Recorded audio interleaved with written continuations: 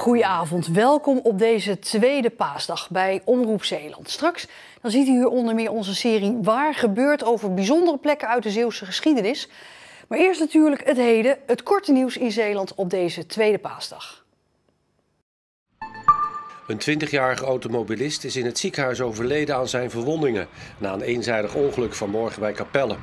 Hij raakte rond 7 uur door nog onbekende oorzaak met zijn bestelbus van de weg en belandde ondersteboven in een sloot naast de Kreekweg.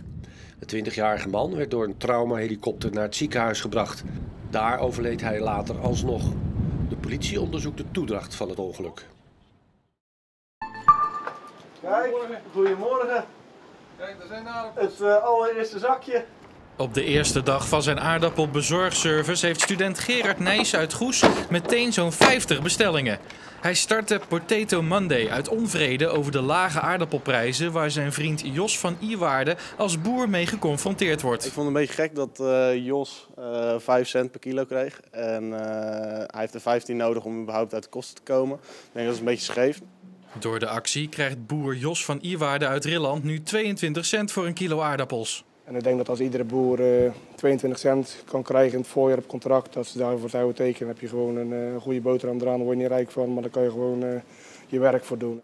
De klanten uit de buurt vinden het een mooi initiatief. De ouderwetse melkboer die weer terugkomt, in dit geval dan nu de aardappelboer. Het is in de eerste instantie gemakkelijk. In de tweede, je ondersteunt de boer. We hebben ook wat kennissen die boer zijn en aardappelboer zijn. Maar als je door de grote supermarktketens eigenlijk uitgeknepen wordt, zo zie ik het dan. Dan denk ik dat het goed is dat er gewoon meer bij de boer terechtkomt. Dat hij beter kan ondernemen. Nijsse bezorgt nu alleen in de omgeving van Goes. Maar hij hoopt zijn aardappelbezorgservice uit te breiden naar andere plekken in Zeeland.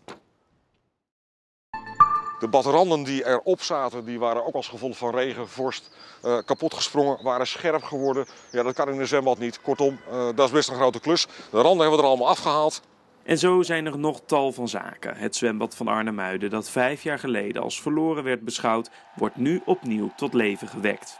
We hebben ook altijd gezegd, als het zwembad eenmaal verdwijnt, dan komt het ook niet meer terug. Dus het is nu of nooit. Het peuterbad en het diepe bad worden nu onder handen genomen. De machinekamer is al klaar. In totaal is de hele renovatie begroot op €130.000.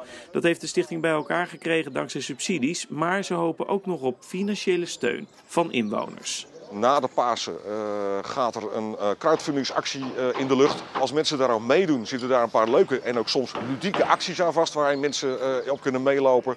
Ik noem maar iets. Je kunt straks een VIP-rondleiding krijgen rond het zwembad. Er is een ludieke actie om vanuit de oud-badmeester een zwemles te krijgen bijvoorbeeld. Nou, dat zal heel veel volwassenen uit Arnhem-Muiden aanspreken, want die hebben daar misschien vroeger nog wel mee te maken gehad. Nou, dat zijn hele leuke dingen. Op 1 mei moet het zwembad weer opengaan voor de eerste zwemles. Zorg- en beleefboerderij De Stelle in Ouwerkerk verzorgt dagelijks een voertour. En daar heeft voerboer Thomas het momenteel erg druk mee. De voertour houdt in, ik ga een rondje doen over de boerderij. Over onze mooie boerderij van 4,3 hectare. Met onze mensen die het hebben ingeboekt via Social Deal, via de site. Dan ga ik ze alle diertjes laten zien. Dan ga ik ze vertellen waar we allemaal mee bezig zijn en daarna gaan we de diertjes voeren. Naast het voeren heeft de tour ook een educatieve waarde. Bij elk dier vertel ik een aantal feitjes die er zijn over die dieren. Bijvoorbeeld een varken is op de 4 na slimste dier ter wereld. Op ons, apen en dolfijnen na. En zo heb ik er nog wel een heleboel, maar die moet je natuurlijk wel even inboeken en dan krijg je de rest van de feitjes. Hè? Thomas merkt dat de boekingen in het afgelopen jaar door corona sterk zijn toegenomen. Het is gewoon een feit, we zijn een van de weinige dingen die nog open zijn. Dat is een van de weinige dingen die nog kunnen. We hebben 4,3 hectare. We hebben ruimte zat, de afstand is prima. En als we gewoon niet over ons limiet van 10 tot soms een uitschieten van 12 mensen heen gaan, dan komt het gewoon helemaal goed. En afgaand op de reacties op social media zijn de deelnemers aan de voertour erg enthousiast. Ik heb op Social Deal nog niet gezien dat iemand een 9,9 haalt met meer dan 800 verkochte items. En dat hebben wij gewoon wel.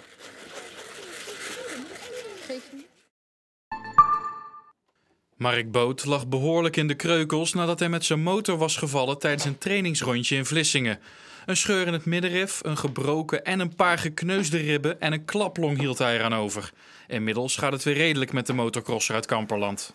Als ik me redelijk rustig hou, dan gaat het niet heel erg slecht. Ik merk wel qua longinhoud en qua ademhaling en zo dat ik, als ik mijn eigen een beetje inzet, dat ik wel ademtekort kom. Dus dat is dan wel een minpuntje. Op een natte plek in de baan gleed hij weg en hij vloog een paar meter over zijn stuur.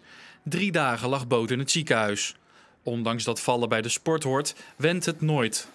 Het is superleuk dat jij steeds sneller gaat rijden, maar ook de valpartijen komen steeds harder aan. En het is ook steeds sneller gebeurd. Het is binnen een fractie van 2-3 seconden is het in één keer wap. En voordat je het weet hang je in de lucht en denk je, oh, dit gaat niet goed komen, zeg maar.